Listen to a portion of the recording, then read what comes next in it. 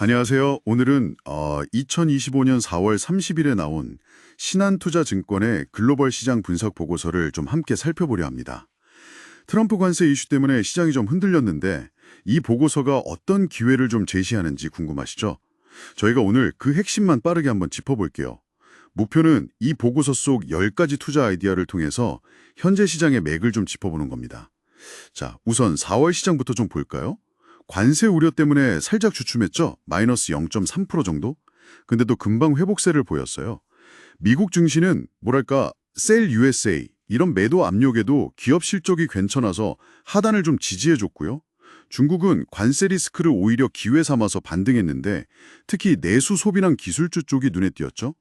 유럽은 달러 약세 덕을 좀 받고 일본은 반대로 엔화 강세 때문에 좀 반등이 제한됐고요. 네, 맞아요. 특히 미국은 그 관세 공격 때문에 잠시 투매가 나오면서 방어주가 좀 강세를 보이기도 했는데, 결국에는 IT 섹터, 특히 M7 같은 초대형 기술주들은 다시 반등을 시도하는 그런 모습이었죠. 그리고 위험 회피 심리가 커지면서 금광주가 잠깐 급등하기도 했고요.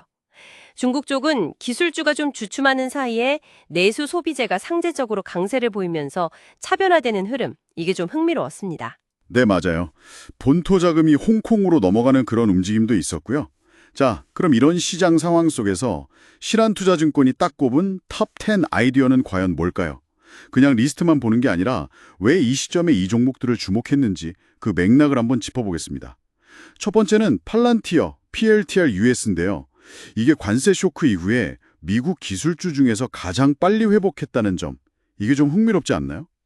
그렇죠. 뭔가 이유가 있었겠네요. 네, 단순히 그냥 기술주라서가 아니라 트럼프 행정부 시절에 그 골든돔이라고 미사일 방어 구상 프로젝트가 있었는데 거기에 참여했던 이력이라든지 또 네이토와의 협력 강화 같은 이런 지정학적 모멘텀이 부각된 거죠.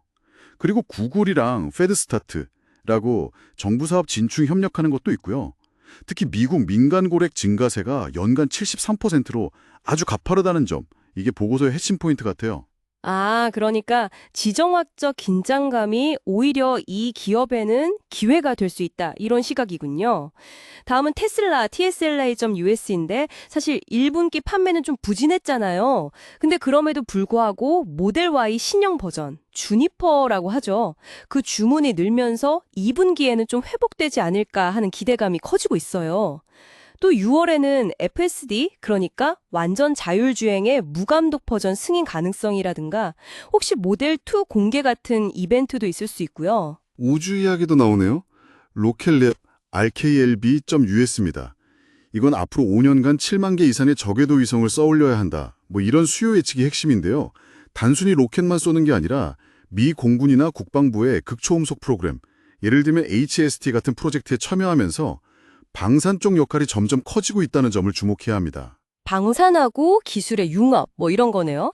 네 번째는 GB베르노바, GB.US인데 이건 좀 더 전통적인 산업 쪽이죠. 가스터빈의 강자고요. 요즘 미국 전력 수요가 엄청나잖아요. 그래서 전 사업부가 다 성장세고 또 보고서에 따르면 관세 영향은 거의 없다고 해요. 내년 예상 매출의 1% 미만이라서 실적 전망치도 그대로 유지했고요.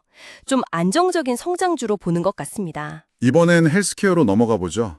일라일릴리 LLY.US인데 이거 먹는 비만 치료제 오포글루피론 임상 3상 결과가 아주 좋았어요. 네, 뉴스에서 많이 나왔죠. 네, 체중 감량 효과뿐만 아니라 혈당 관리 효과까지 입증해서 2026년에 출시되면 거의 500억 달러 규모로 예상되는 이 경구 비만약 시장을 선점할 가능성이 아주 커졌다, 이런 평가입니다.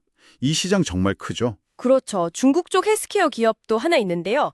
자이언트 바이오 2367HK라고 여기가 세계 최초로 인간 유전자 제조합 콜라겐을 상용화해서 지금 중국 기능성 화장품 1위 기업이거든요. 병왕에서 추천하는 소위 더마 코스메틱 이미지가 있고 또 성장률이나 수익성도 상당히 높다는 게 투자 포인트입니다. 중국 기술지도 빼놓을 수 없죠. 베이팡 화창 00237SZ는 중국의 대표적인 반도체 장비 업체입니다. 1분기 실적이 예상을 아주 크게 웃돌았고요. 수주 잔고도 역대 최대라고 합니다. 최근에 킹샘이라는 회사를 인수해서 전공정 장비 라인업을 더 강화한 점도 긍정적으로 보고 있고요. 아무래도 중국의 반도체 자립 누락에 따른 수혜주로 볼 수 있겠네요. 네, 개별 종목 외에 ETF도 3개가 포함됐습니다. 먼저 방산 ETF SHLD.US인데요. 이건 앞서 언급된 팔란티어나 독일의 라인메탈 같은 직접적인 방원 업체는 물론이고 사이버 보안이나 AI 같은 관련 기업까지 다 담고 있어요. 그러니까 글로벌 국방비 증액 추세 전반에 투자하는 그런 컨셉이죠. 다음은 ARK 유전체 분석 ETF ARKG.US입니다. 이건 유전체 분석이나 AI 신약 개발 같은 첨단 바이오 기술 기업들에 투자하는 건데요. 상대적으로 관세 리스크에서는 좀 자유롭다는 특징이 있죠. 템퍼스 AI나 리커전 파마 같은 주요 보유 기업들의 좋은 소식도 계속 나오고 있고요. 트위스트 바이오 사이언스 같은 기업도 주요 종목 중 하나입니다. 마지막 ETF는 항생테크 ETF KETC-US입니다. 이건 중국의 대표 기술주들, 그러니까 반도체, AI, 플랫폼, 전기차 이런 선두 기업들에 투자하는 ETF인데요.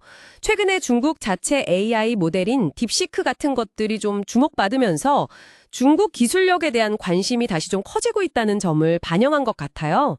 샤오미나 JD헬스, 알리바바 등이 주요 구성 종목입니다. 네, 오늘 신한투자증권 자료를 쭉 한번 훑어보니 관세 같은 어떤 지정학적 변수 속에서도 방산, AI, 헬스케어, 그리고 중국의 특정 기술이나 소비재 분야에서 기회를 찾으려는 그런 시각이 꽤 뚜렷해 보입니다. 각 기업과 ETF가 가진 그 고유한 성장 스토리를 좀 확인해 볼 수 있는 시간이었네요. 네, 그렇죠. 특히 오늘 살펴본 목록에는 AI 관련 투자, 예를 들면 팔란티어, 베이팡 화창, 또 ARKG나 K텍 같은 ETF가 있었고요. 헬스케어 쪽으로는 일라이 릴리, 자이언트 바이오, 그리고 ARKG도 해당되겠네요. 방산 관련 투자도 눈에 띄게 많았고요.